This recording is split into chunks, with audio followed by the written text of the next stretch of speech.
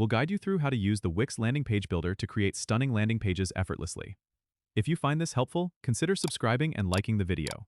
First, go to the Wix website on your desktop and log into your account. Once you're in, click on Create New Site. You'll see several options. Choose landing pages from the list. This will take you to a variety of customizable templates tailored for different purposes. Select the template that best suits your needs. Now you'll enter the Wix editor, where the real magic happens.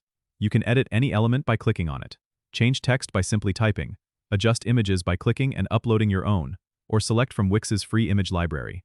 To add new elements, go to the left-hand menu and click Add. You can choose from buttons, videos, forms, and more. Drag and drop these elements onto your page. Remember to keep your design clean and focused on your main call to action.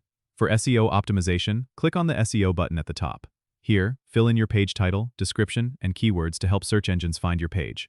When you're satisfied with the design, click Preview to see how your landing page will look to visitors. If everything looks good, click Publish at the top right corner to make your landing page live. You can always go back and make edits if needed. Wix automatically saves your progress, so you won't lose your work. Don't forget to subscribe and comment if this helped you out.